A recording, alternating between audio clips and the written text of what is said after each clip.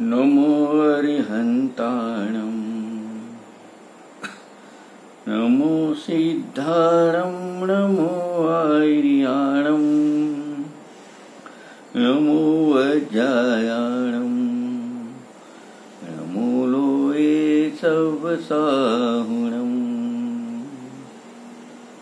बुद्धं क्षमा मार्जव आर्जव भावहे सत्य सोच संयम तप त्याग उपाय है आकिंचन ब्रह्मचर्य धर्म 10 सार है चहुगति दुख ते काली मुक्ति करतार है।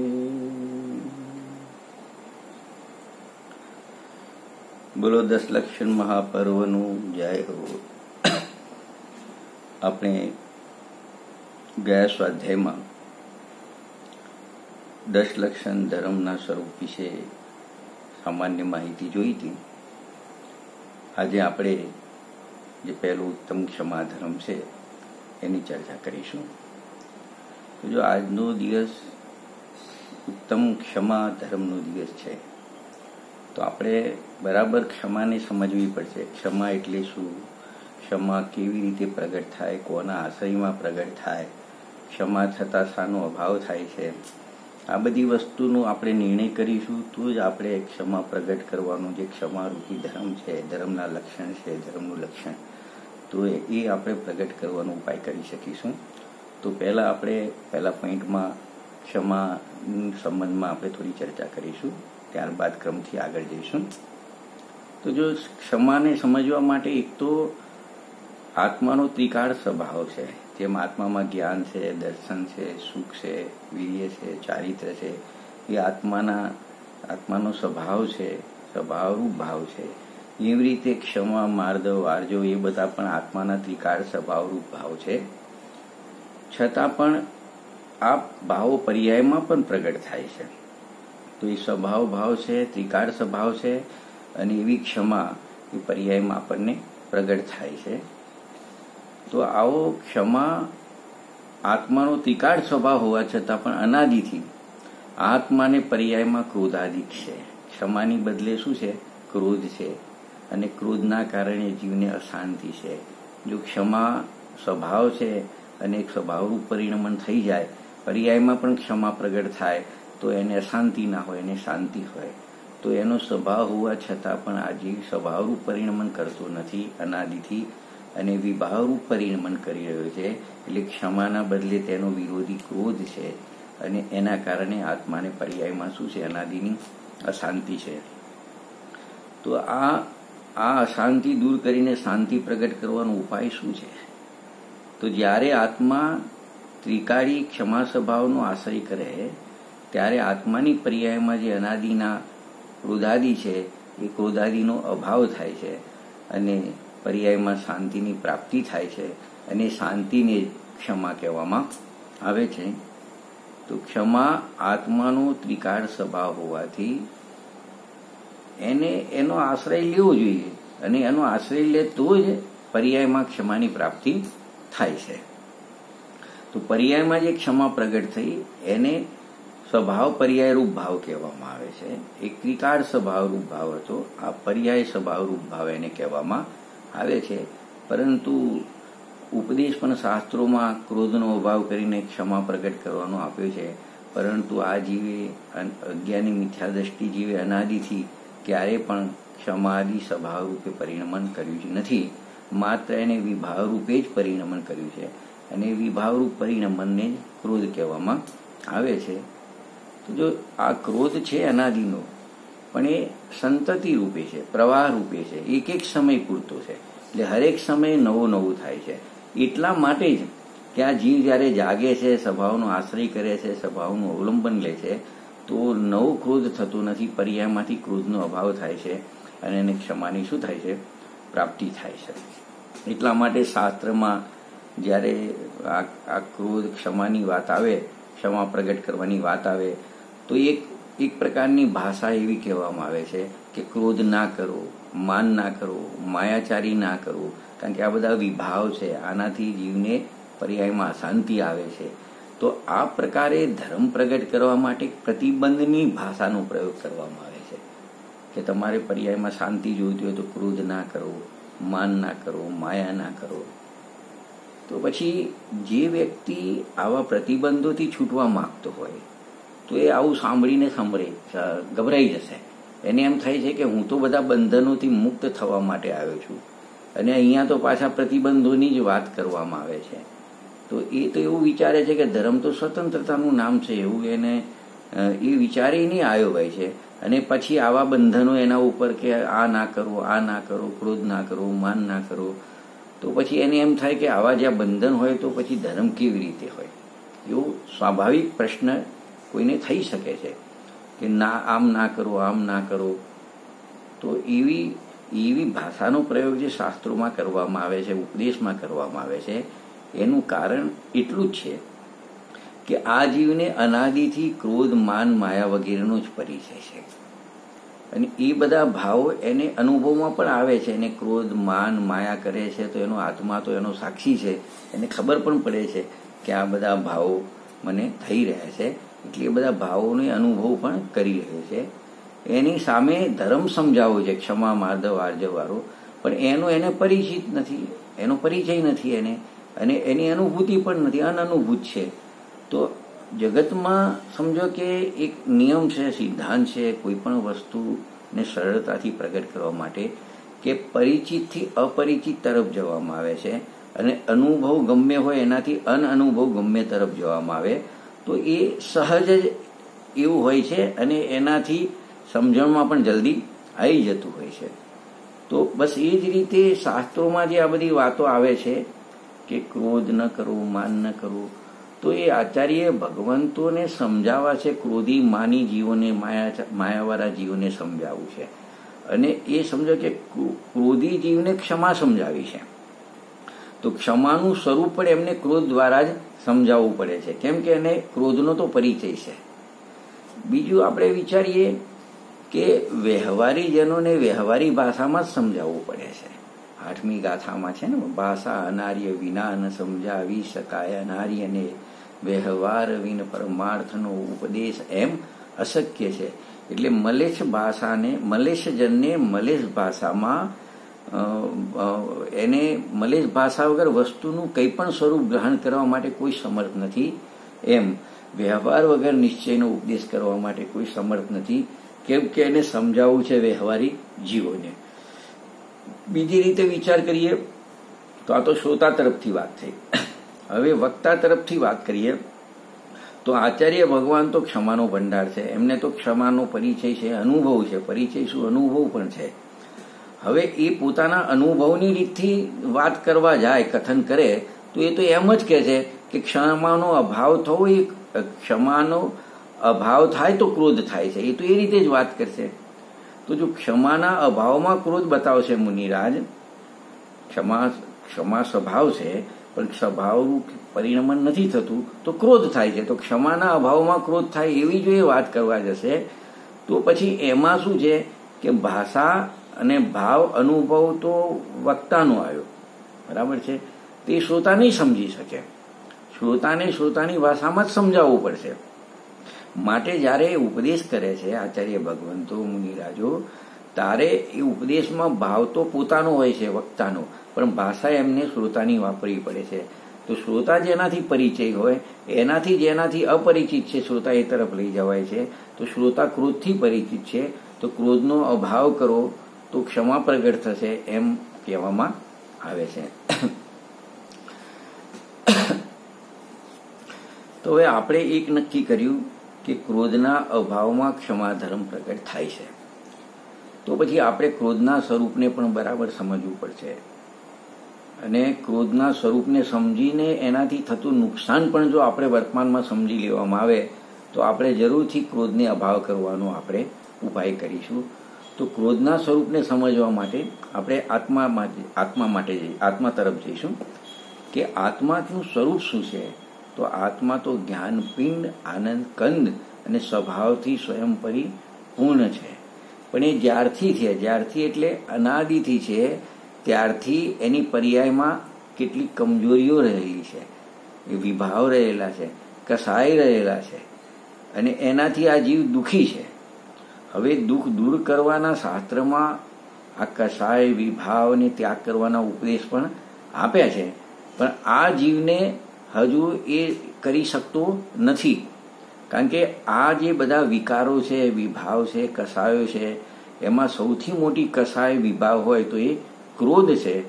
તો એ ક્રોધને દૂર કરવો એવો શાસ્ત્રોમાં ઉપદેશ આપવામાં આવે છે. અને આ ક્રોધ છે એક પ્રકારની વિકૃતિ છે આત્માની પર્યાયમાં, અને એના કારણે કેટલું એને વર્તમાન જીવનમાં પણ નુકસાન થાય છે. આપણે એને થોડી જોઈએ તો આપણે જોઈ રહ્યા છે કે જે જીવ જ્યારે ક્રોધ કરે તો પહેલાં તો એ વિવેક ભૂલી જાય છે. એનો વિવેક શું થઈ જાય છે? સમાપ્ત થઈ જાય છે. બસ પછી એને એકવાર ક્રોધમાં આવી ગયા પછી સામે કોણ છે, કોઈ ભલો વ્યક્તિ છે, બુરો વ્યક્તિ છે, મારું ભલું શેમાં છે, મારું બુરું શેમાં થશે, એમ એને ભલા બુરાનું કોઈ એને સમજણ રહેતી નથી. અને જેના ઉપર એને ક્રોધ આવ્યો તો ક્રોધી થઈને તરત જ એને સારું ખોટું કહેવા લાગી જાય છે, એને ગાળો દે, એને મારવા લાગે, એટલે સુધી કે પોતાના જીવને પણ જોખમમાં મૂકી મારું જે થવું એ થાય પણ સામેવાળાનું તો હું બુરું જ કરીશ, એમ એવું એનું પરિણમન થઈ જાય છે. એના કારણે આકુળ વ્યાકુળને દુઃખી થાય છે. કદાચ કોઈ સામે હિતેચ્છુ પૂજ્ય પુરુષ પણ એની સામે આવી જાય તો એને પણ ગમે તેમ સારું ખોટું બોલવા લાગી જાય, અને જો એનું ધાર્યું ના થાય તો એને મારવા પણ તૈયાર થઈ જાય. એવું ના વિચારે કે સામે કોઈ સજ્જન પુરુષ છે કે પૂજ્ય પુરુષ છે, એને મારવા સુધીને તૈયાર થઈ જાય છે. અને જો આવું એ કરવા માગે, સામેવાળાનું બુરું કરવા માગે ક્રોધમાં, અને સામેવાળાનું બુરું ના થાય તો ઉપરથી એ દુઃખી હતો ક્રોધના કારણે એને વધારે દુઃખીને ખેદખીન થાય છે, અને પછી એનું કંઈ ચાલતું નથી, એનું ધાર્યું થતું નથી. કારણ કે સામેવાળાનું બુરું થવું કે ના થવું એ તો એના પાપ પુણ્ય અનુસાર હોય છે. તો પછી એ પોતાના જ અંગોનો ઘાત કરવા માગે, માથું કૂટવા લાગે, એટલે સુધી કે એનું કશું જ ના ચાલે તો છેવટે વિષ ભક્ષણ આદિ કરી અને પોતાનું મોત સુદ્ધા નિપજાવે, મરણને શરણ થઈ જાય. આવો ક્રોધ ભયંકર છે. અને આપણે જોઈએ છીએ કે લોકમાં, દુનિયામાં આપણે જોઈએ જેટલી પણ હત્યા થાય છે, કોઈને મારી નાખે છે, તો એની પાછળ એનો ક્રોધ હોય છે. ક્રોધના આવેશમાં આવીને જ આવા કૃત્ય કરતા હોય છે. માટે પહેલામાં પહેલું તો આજના દિવસમાં આપણે એટલું નક્કી કરવું જોઈએ કે ક્રોધ સમાન આત્માનું બુરું કરનાર બીજો કોઈ શત્રુ નથી. સૌથી મોટો શત્રુ હોય આત્માનો તો ક્રોધ છે. ક્રોધ સમાન આત્માનું બુરું કરનાર બીજો કોઈ નથી. કાર્તિકેય અનુપ્રેક્ષામાં કાર્તિકેય સ્વામીએ લખ્યું છે કે આત્મા જ આત્માનો દુશ્મન છે અને આત્મા જ આત્માનો મિત્ર છે. કારણ કે આત્મા સ્વયં પોતાના સ્વભાવને ભૂલી પર્યાયમાં ક્રોધાદિરૂપ પરિણમન કરે છે, તો ક્રોધ એનો દુશ્મન બની જાય છે. અને આત્મા જ જ્યારે સ્વભાવનો આશ્રય લઈ ક્ષમા આદિ ધર્મ પ્રગટ કરે છે તો એ ક્ષમા એનો મિત્ર બની જાય છે અને સ્વર્ગમાં ને મોક્ષમાં લઈ જાય છે. માટે આત્મા જ આત્માનો શત્રુ છે અને આત્મા જ આત્માનો મિત્ર છે. તો આ રીતે એ ક્રોધાદિરૂપ પરિણમન કરે તો એના જેવો જગતમાં આત્માનો બીજો કોઈ શત્રુ નથી. તો આપણે જોઈએ છે કે આ ક્રોધ ઉત્પન્ન થાય છે, કેમ થાય છે? એક તો ક્રોધ કેમ થાય છે, અને ક્રોધ થાય છે તો પછી સમાપ્ત કેમ નથી થતું? સમજો આવી બી ગયું તો પેલા કેમ આવે છે ને કેમ સમાપ્ત થતું નથી? તો એને કારણે એની ભૂલો પોતામાં જ રહેલી હોય છે, કે પોતાની દ્રષ્ટિ જ એ પ્રકારની હોય છે કે જે વ્યક્તિને ક્રોધ આવે છે એ વ્યક્તિ, જેને ક્રોધ વારંવાર આવતો હોય, બહુ ક્રોધ થતું હોય, એ વ્યક્તિ હંમેશા બીજાની સામે જોવે છે, પોતાની સામે જોતો નથી. વાતમાં કંઈક પ્રોબ્લેમ થાય એટલે બીજાની ભૂલ કાઢે. પોતાની એમાં ભૂલ હોય તો એ પોતાની ભૂલ જોતો નથી, એ બીજાના દુર્ગુણો જ જોવે છે. બીજાના ગુણ તો જોતો જ નથી. જો બીજાના ગુણ જોવે તો એના ઉપર એને ક્રોધ આવે જ નહીં. જો એને ગુણ જોવે તો ક્રોધ કેવી રીતે આવે? એટલે ક્રોધી વ્યક્તિ જેના ઉપર ક્રોધ આવે એની ભૂલ દેખતો હોય છે, માટે એને ક્રોધ આવતો હોય છે. અને એ ખરેખર એ વખત એવું પણ બને કે શાંતિથી વિચારે તો એને ખબર બી પડે કે આ જે બધું થઈ રહ્યું છે એમાં ખરેખર ભૂલ મારી છે, પણ એ પોતાની ભૂલ નહીં જોવે, બીજાની ભૂલ જોશે. એક દ્રષ્ટાંત પણ આપેલું છે કે જો માલિકના પગથી ઠોકર વાગે, ગ્લાસ ભરેલો હોય પાણીનો, કાચનો ગ્લાસ હોય, અને એક કાચનો ગ્લાસ ફૂટી ગયો, તો એ માલિક ચિલ્લાવશે, બૂમો પાડશે કે આ પ્યાલો વચ્ચે કોને રાખ્યો છે, અને એને પ્યાલો રાખવાના નોકર ઉપર ક્રોધ કરશે. પણ પોતાના ઉપર કે પોતાના પગની ઠોકર વાગી ગઈ એ પોતાને નહીં જોવે, પણ આ વચ્ચે કેમ મૂક્યો છે આ ગ્લાસ, એમ કરીને એના ઉપર ક્રોધ કરશે. એવું નહીં વિચારે કે ખરેખર મારે જ નીચે જોઈને ચાલવું જોઈતું હતું. અને એ જ પ્યાલો સમજો કે નોકરના પગની ઠોકરથી ફૂટી જાય તો એ રાડો પાડશે કે જોઈને ચાડતો નથી, આંધળો છે. પણ એ વખતે તો એ પ્યાલો એને જ મૂક્યો હોય પાછો, તો એ વખત એવું નહીં વિચારે કે મેં વચ્ચે કેમ મૂક્યો. ખ્યાલ આવે? મતલબ પોતાના પગની ઠોકરથી તૂટે કે નોકરના પગની ઠોકરથી તૂટે, પણ એ વાંક કોનો કાઢે? નોકરનો જ કાઢે, બીજાનો જ કાઢે છે. એટલે ભૂલ હંમેશા એ બીજાની જ દેખે છે. તો ક્રોધીની આ તકલીફ છે, એટલે એને ગુસ્સો આવતો હોય છે. અને એટલા માટે જ આવા ક્રોધી પુરુષને આચાર્ય ભગવંતોએ શાસ્ત્રોમાં ક્રોધાંત કીધો છે કે ક્રોધાંત વ્યક્તિ શું ના કરે. તો જો દુનિયામાં જેટલો પણ મનુષ્ય દ્વારા વિનાશ થતો દેખ્યો આપણે જેટલા બી યુદ્ધ થાય છે કે જે કંઈ બી વિનાશ થયો હોય, તો એની મૂળમાં એ વ્યક્તિના માણસમાં રહેલો ક્રોધ જ છે. સમજો કે એક દ્વારકા જેવી સંપૂર્ણ વિકસેલી નગરી, સોરે કણાએ ખીલેલી નગરીનો વિનાશ પણ થયો, તો એ દ્વિપાયન મુનિ મહારાજના ક્રોધના કારણે જ દ્વારિકા નગરીનો વિનાશ થયો. એવી રીતે આપણે અત્યારે પણ આપણે જોઈએ પેપરમાં, ટીવીમાં તો રોજે રોજ સમાચારમાં આવતું જ હોય છે કે ક્રોધના કારણે કેટલાય ઘર છીનભીન થઈ જાય છે, અને આખા ઘરના ઘર સમાપ્ત થઈ જાય છે. બધા પોતે મરે, પેલી પોતાના છોકરાઓને મારે, પછી પોતે પણ મરી જાય. અને આ રીતે આપણે જોઈએ છે ક્રોધના કારણે આ બધું જોવામાં આવે છે. મતલબ જગતમાં જે કોઈ બી અનિષ્ટ જોવામાં આવે છે, બુરું જોવામાં આવે છે, એ માત્ર ને માત્ર આ ક્રોધાદી વિકારનું જ પરિણામ છે. એક હિન્દી સાહિત્યના પ્રસિદ્ધ વિદ્વાન આચાર્ય રામચંદ્ર શુક્લ થઈ ગયા. એમને ક્રોધનો નિબંધ લખેલો છે. એમાં ક્રોધનું એમને સુંદર વિશ્લેષણ કર્યું છે. એમને એવું લખ્યું છે કે ક્રોધ છે એક શાંતિનો ભંગ કરનાર મનોવિકાર છે. કે પહેલામાં પહેલો ક્રોધ આવે એટલે મનમાંથી એની શાંતિ શું થઈ જાય છે? સમાપ્ત થઈ જાય છે. એટલે આ મનોવિકાર ક્રોધ કરવા વાળી માનસિક શાંતિનો ભંગ કરી અને આખું વાતાવરણ કલુષિત અને અશાંત કરી દે છે. અને જેના ઉપર સમજો કે ક્રોધ કરે તો એ વ્યક્તિ પણ પોતાના અપમાન થવાનો અનુભવ કરે છે. એટલે એ બી ખેદખીન થાય છે. એટલે પોતે ખેદખીન થયો ક્રોધ કરી, અને જેના ઉપર ક્રોધ કર્યો એનું પણ અપમાન થાય, એટલે એ બી ખેદખીન થાય છે. એટલે આખું વાતાવરણ કેવું કલુષિત છે. પછી એ ઘરની વ્યક્તિ જ કેમ ના હોય? તો ઘરની વ્યક્તિ હોય તો એ ઘરમાં પણ એકદમ કલુષિત વાતાવરણ, અશાંત વાતાવરણ થઈ જાય છે.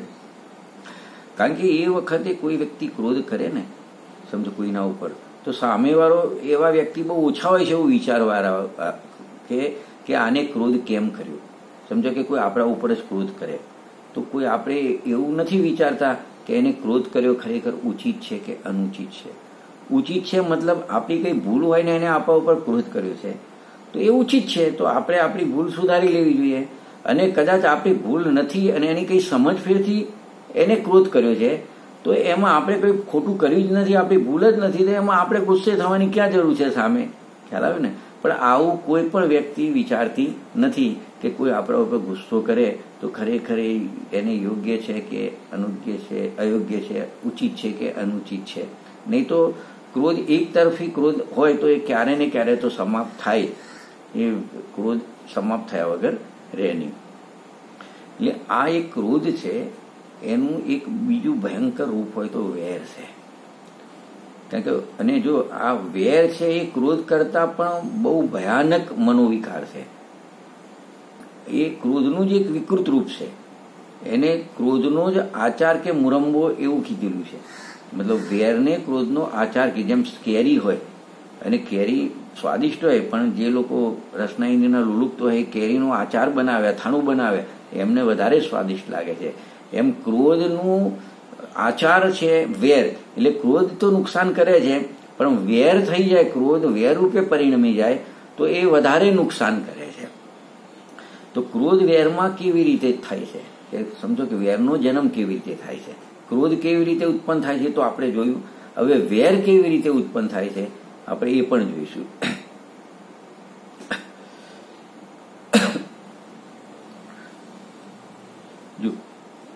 જો ક્રોધ આવે તો માણસ શું કરશે કે જેવો કોઈના ઉપર ક્રોધ આવ્યો તો તરત જ એનો બદલો લેવાનું વિચારશે અને બદલો લઈ પણ લેશે.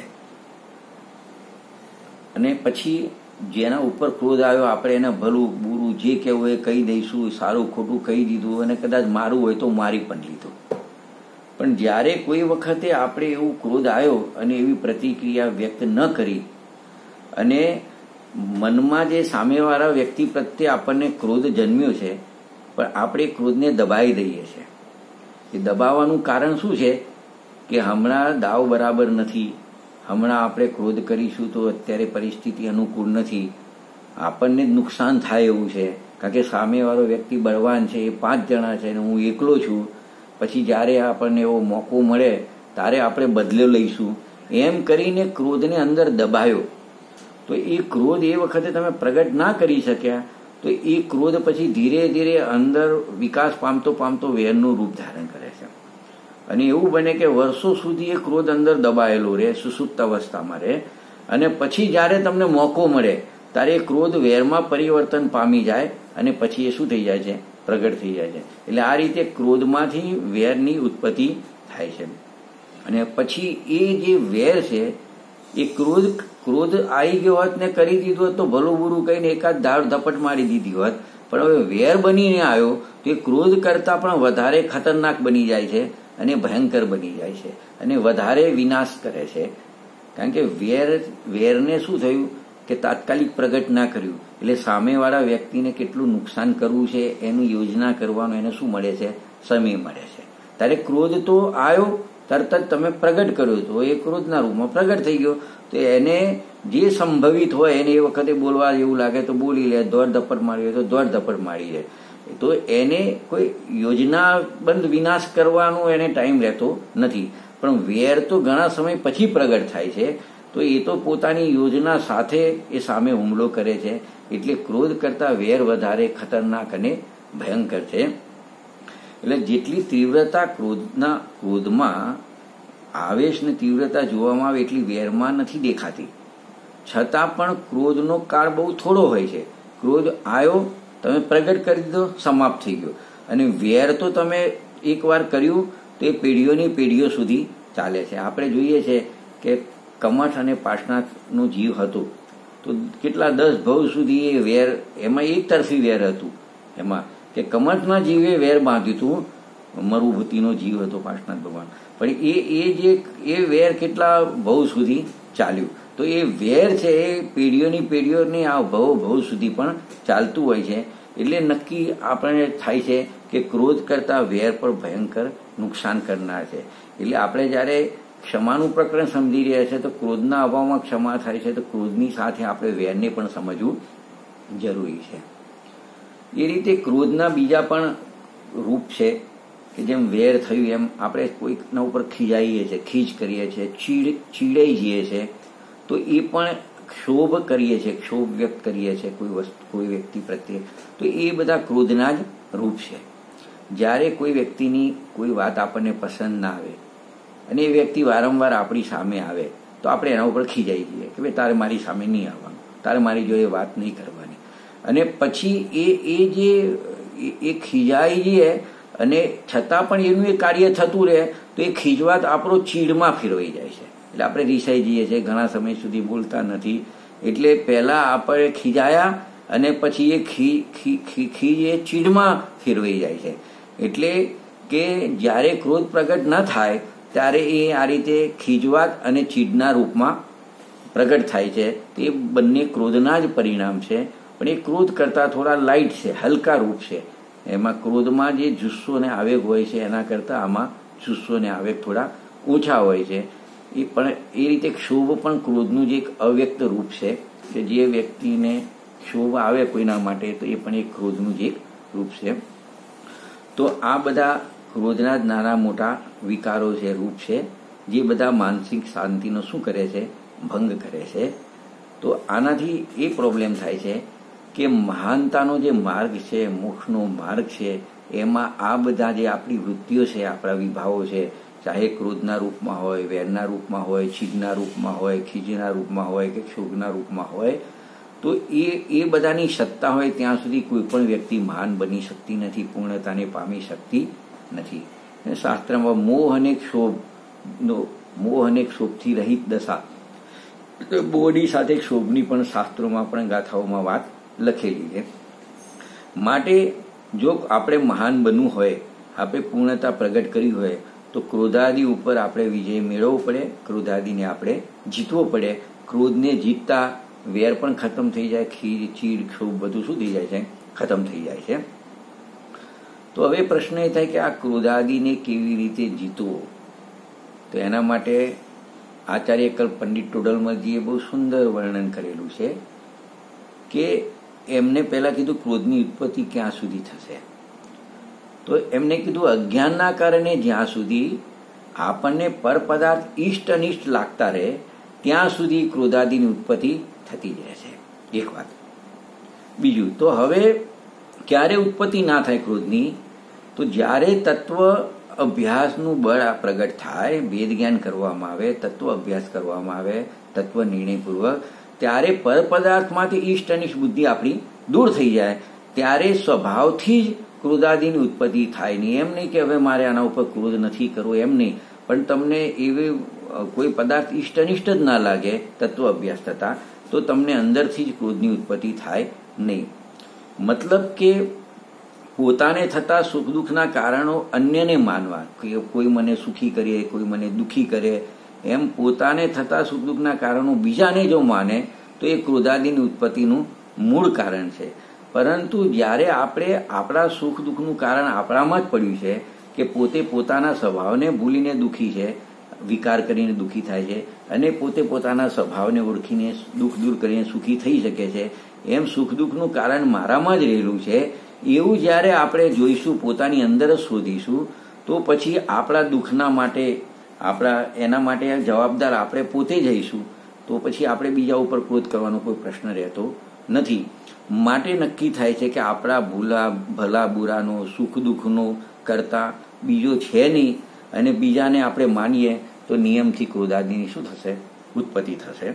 તો ક્રોધાદિની ઉત્પત્તિનું મૂળ કારણ પરદ્રવ્યમાં ઇષ્ટ અનિષ્ટપણું કરવું, ભલા બુરા માનવું, સુખ દુઃખનું કારણ માનવું, એ ક્રોધાદિની ઉત્પત્તિનું કારણ છે.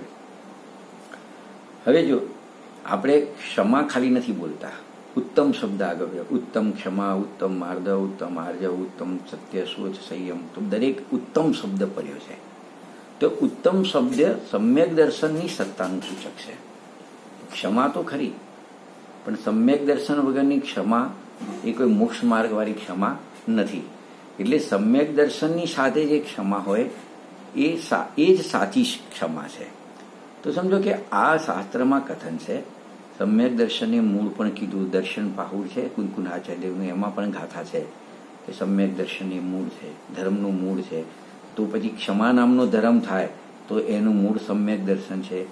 તો આપણને કોઈને એવા પ્રશ્ન થઈ શકે છે કે જો ક્ષમાનો સંબંધ ક્રોધના અભાવ સાથે છે, તો પછી તમે એને સમ્યક દર્શન સાથે કેમ જોડ્યો છે? એની સાથે એને શું લેવા દેવા છે? તમે એવી કેમ શરત મૂકો છો કે ઉત્તમ ક્ષમા સમ્યક દ્રષ્ટિને જ હોય, મિથ્યા દ્રષ્ટિને ક્ષમા ના હોય? જો ક્રોધના અભાવમાં ક્ષમા થતી હોય તો પછી જે ક્રોધ ના કરે એને તમે ક્ષમા કહી દો, ભલે પછી મિથ્યા દ્રષ્ટિ હોય કે સમ્યક દ્રષ્ટિ હોય.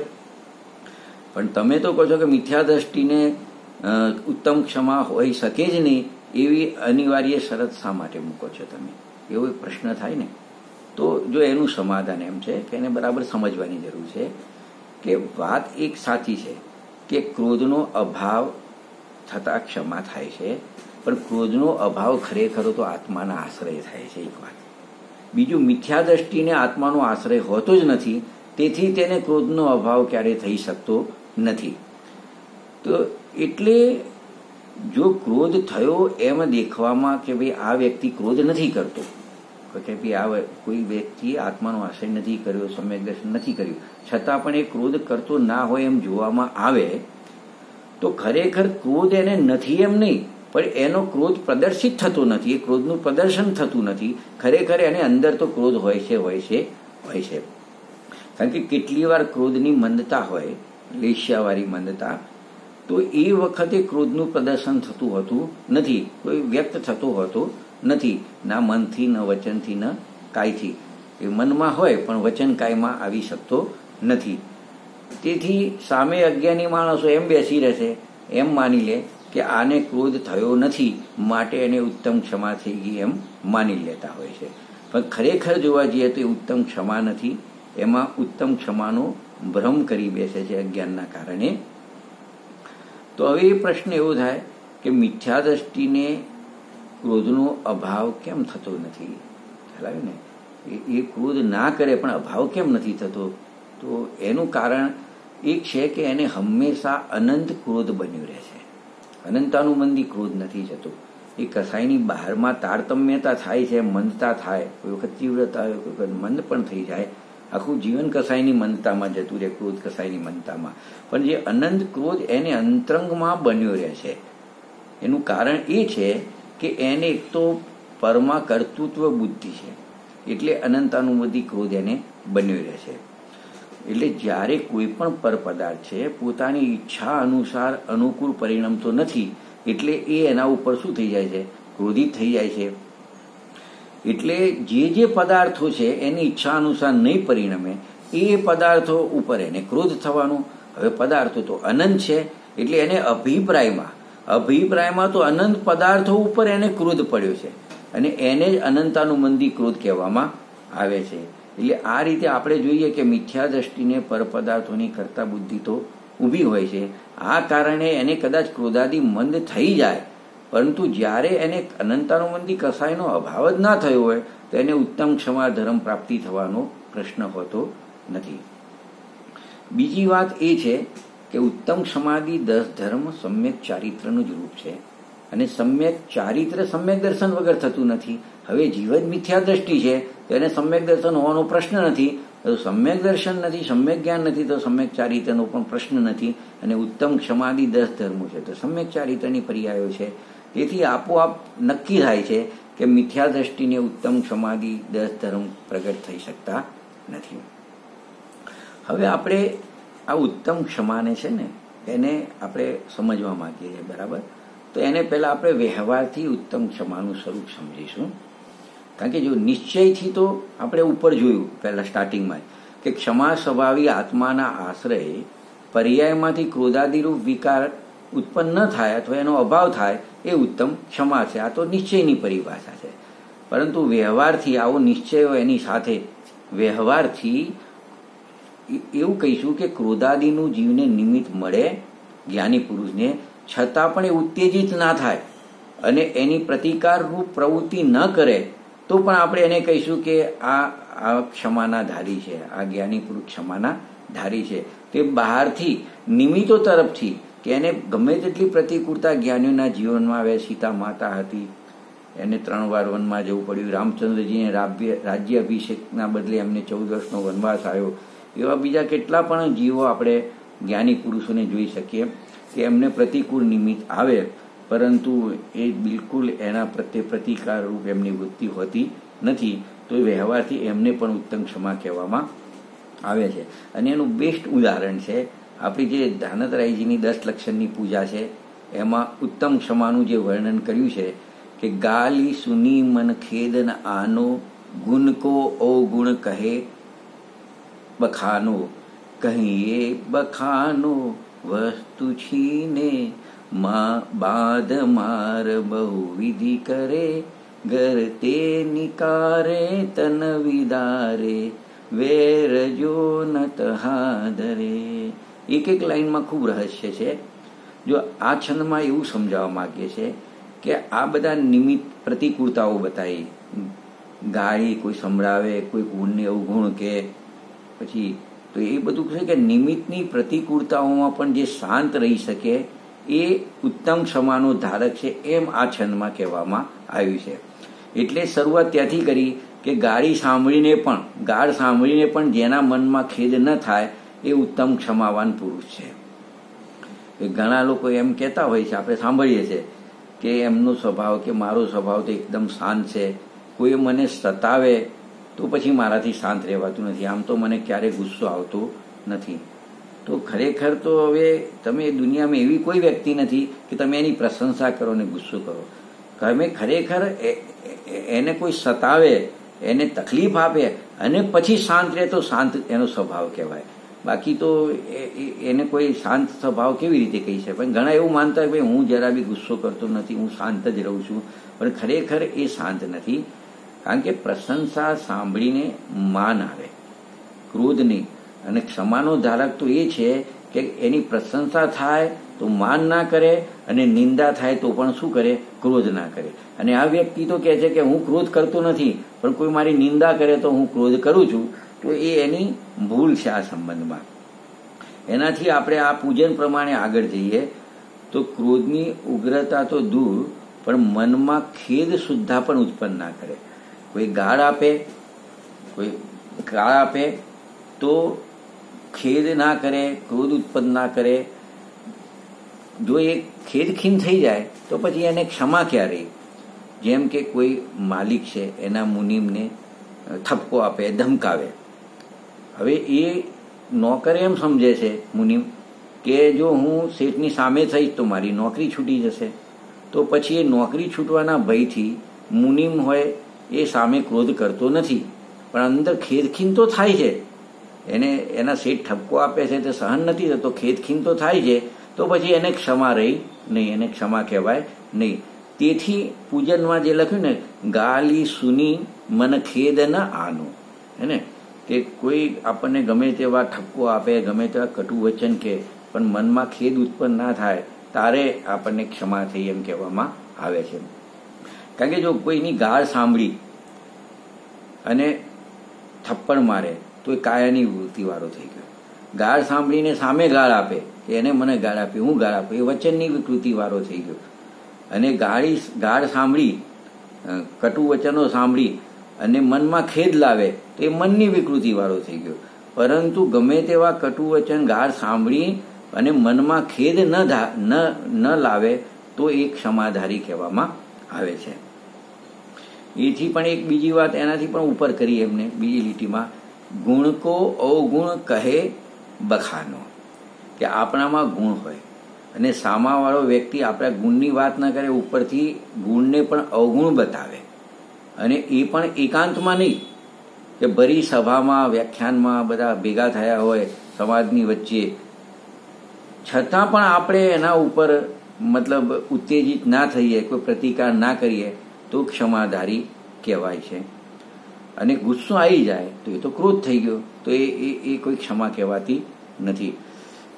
સમજો કે એ વખતે ક્રોધ ના આવ્યો, કોઈ એમ પણ વિચારે કે ભાઈ બોલવાવાળા તો બોલે, એને બોલવા દે, એમ આપણું શું જાય છે? તો એટલે એનાથી આગળ કોઈ આપણી વસ્તુ લઈ જાય, આપણી વસ્તુ પડાવી લે, આપણને બાંધી દે, મારે, બીજી અનેક પ્રકારની પીડા કરે, તો પછી ક્રોધ કરો તો કે ના, તો પણ ક્રોધ કરો તો ક્ષમા કહેવાય નહીં. એટલે ત્રીજી લીટી, વસ્તુ છીને બાદ માર બહુ વિધિ કરે. એટલે જેટલું એનાથી જે થાય એ બધું કરે સામેવાળો, છતાં પણ ક્ષમાધારી પુરુષો ક્રોધ કરતા નથી, ક્ષમાને ધારણ કરે છે. અને બહુ વિધિ કરે એમાં તો તમે કંઈ પણ વિચારી રાખો કે એની અંદર તો તમારામાં જેટલું તમે વિચારી શકતા હોય બહુ વિધિમાં શું શું કરતા હોય. કારણ કે કોઈને ટોર્ચરિંગ, પીડા આપવાના જે અત્યારે તો ઘણા બધા છે કે સમજો પોલીસ રિમાન્ડ માગે છે તો કેવી પ્રકારે રિમાન્ડ લે છે. કોઈ શત્રુ હોય વિદેશી, એ પકડાઈ જાય તો પછી એની જોડેથી એના દેશની માહિતી, બધી ગુપ્ત ભેદો મેળવવા માટે પણ એના ઉપર કેવું ટોર્ચરિંગ, એક અમાનુષિક પીડાઓ એને આપવામાં આવે છે. તો એ કલ્પના પણ ના કરી શકે, કંઈ પણ થઈ શકે, એ બધું એની અંદર આવી જાય. છેલ્લે એમને એટલે સુધી લખ્યું, ઘર તે નિકારે તન વિદારે વેર જો ન તહા ધરે. કોઈ દુષ્ટજન અનેક પ્રકારની પીડા આપીને જતો રહે તો પછી આપણે આપણા ઘરમાં રહી પણ એનો ઉપચાર કરી શકીએ છીએ. પણ જો એને આપણા ઘરમાંથી કાઢી મૂકે તો શું કરીએ? તો ઘરની બહાર કાઢી મૂકે, પણ જો આપણું શરીર સારું છે તો આપણે ક્યાંક ને ક્યાંક કંઈનું કંઈ આપણું જીવન નિર્વાહ કરી શકીએ. પણ એ ઘરમાંથી એ કાઢી મૂકે અને શરીરને પણ ફાડી નાખે, ફાડીને ટુકડા કરી નાખે મારીને, તો પછી ક્રોધ કરો કે ના કરો, તો કે તો પણ ક્રોધ ના થાય તો જ ઉત્તમ ક્ષમા છે. હે ને, કે સમજો કે તમે ક્રોધ ના કરો પણ વેર રાખો તો કે તો પણ એ ઉત્તમ ક્ષમા નથી. કારણ કે વેર રાખ્યું તો વેર તો પાછી આગ છે, અને આગ એવી છે કે જ્યાં રાખો તો પહેલા તો એ જ વસ્તુને બાળે, પછી બીજી વસ્તુને બાળે કે ના બાળે.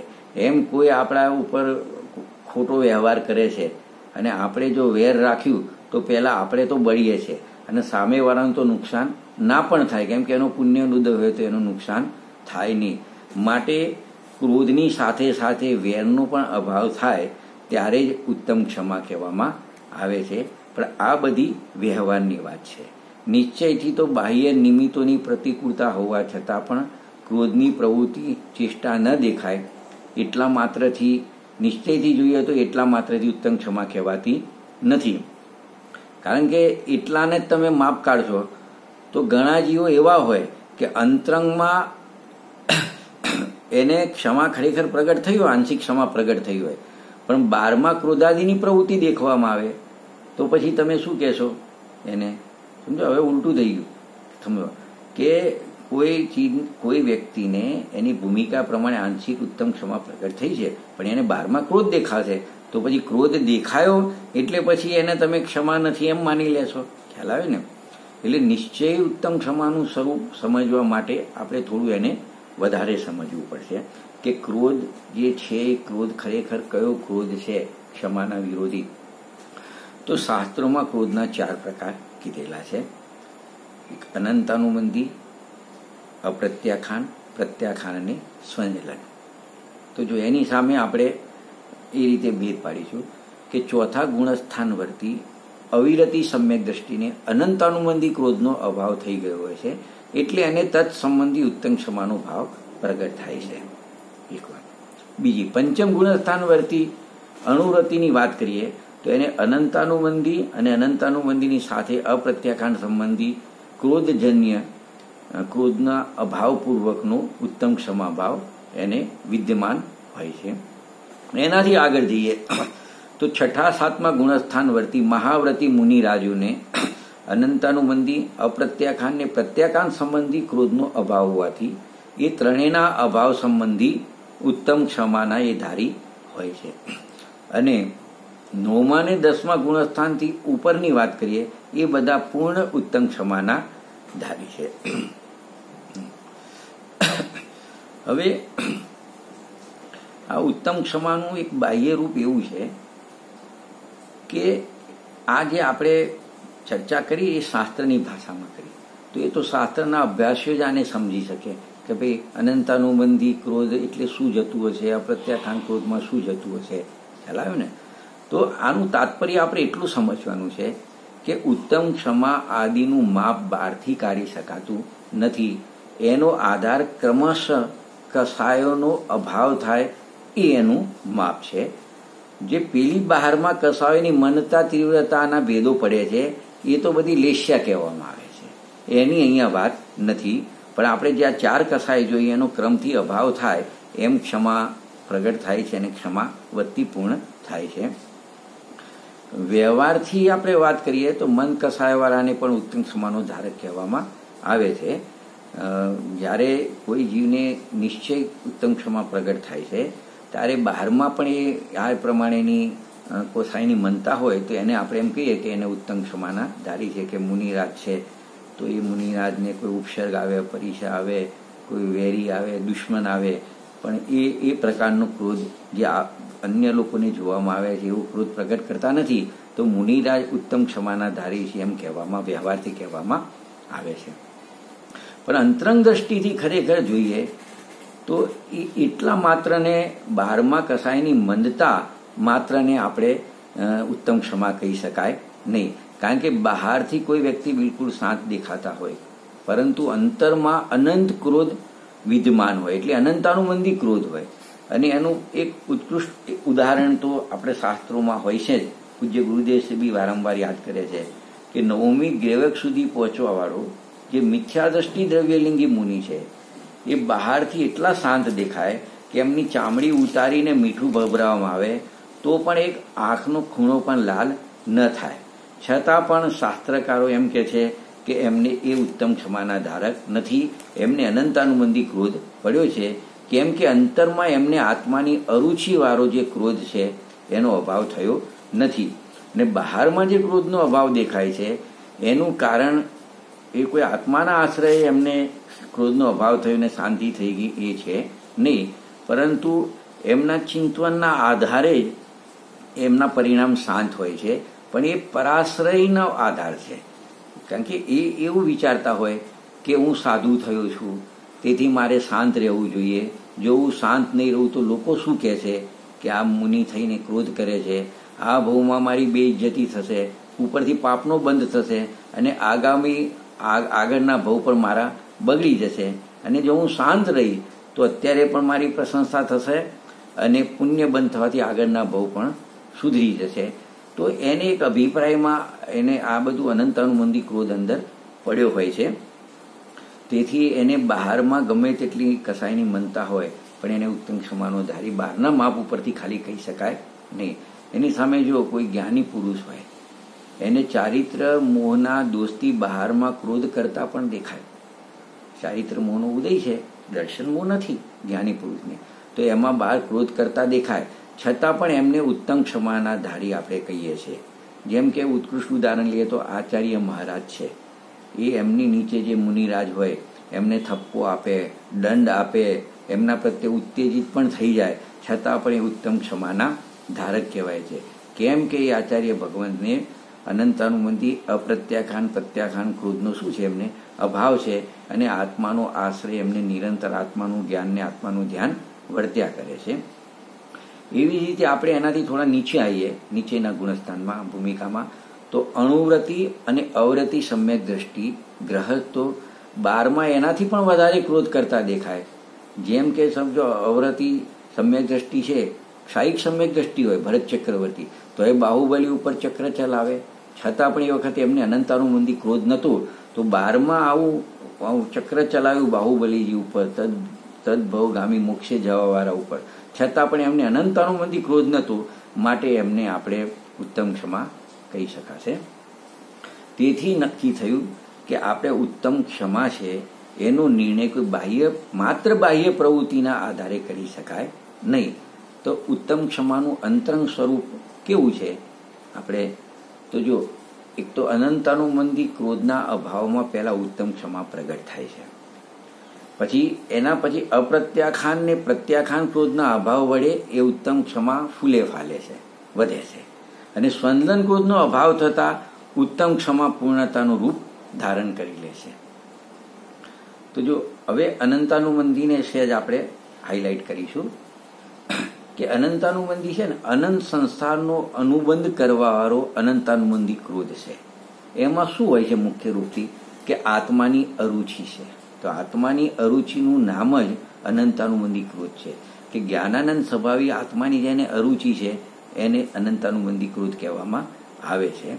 જેમ આપણને કોઈ વ્યક્તિ ગમતી ના હોય અને એના પ્રત્યે આપણને ક્રોધ આવે તો એનું મોં જોવું પણ ના ગમે, એની વાત કરવી પણ ના ગમે, કોઈ એની વાત કરે એ બી ના ગમે, કોઈ એની પ્રશંસા કરે એ તો ગમવાની જ નથી, અને એની વાત આપણે સહન કરી શકતા નથી.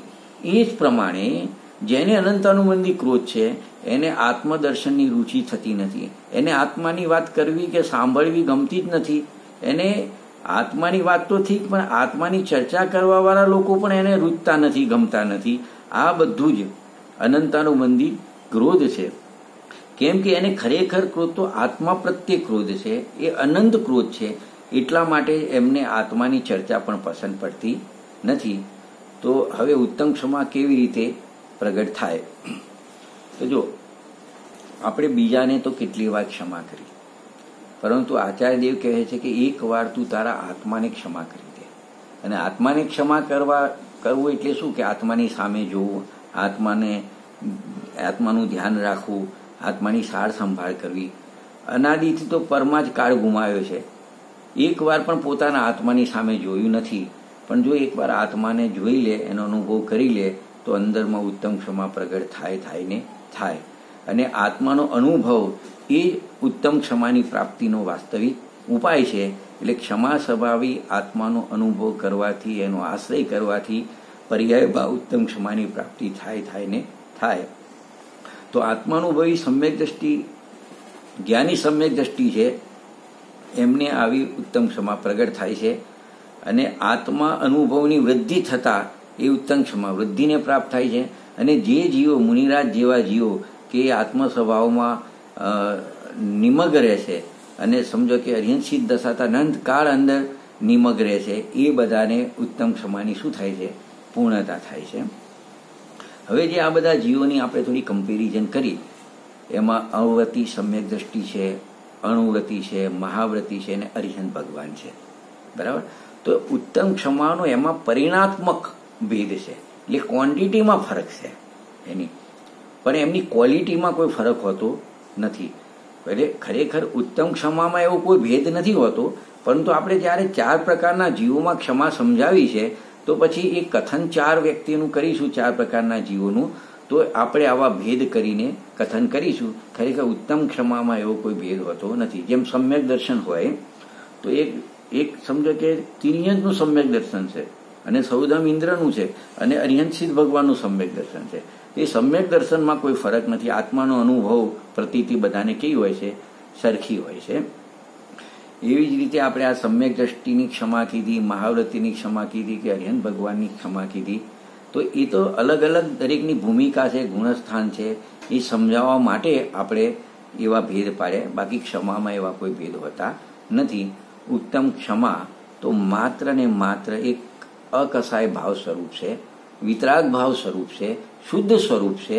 એમાં કસાય નથી, રાગ નથી, શુભાશુભ ભાવ નથી, પરંતુ એ બધાના અભાવ રૂપે ક્ષમા હોય છે. અંતમાં આપણે ક્ષમા સ્વભાવી આત્માના આશ્રય સર્વ પ્રાણીઓ ઉત્તમ ક્ષમા પ્રગટ કરે અને અતિન્દ્રિય આનંદ સ્વભાવી આત્માનો અનુભવ કરી પૂર્ણ સુખી થાય, એવી આવા ઉત્તમ ક્ષમા ધર્મ નામના પવિત્ર દિવસમાં આવી પવિત્ર ભાવનાથી અહીં આપણે વિરામ લઈએ છીએ. જય જિનેન્દ્ર.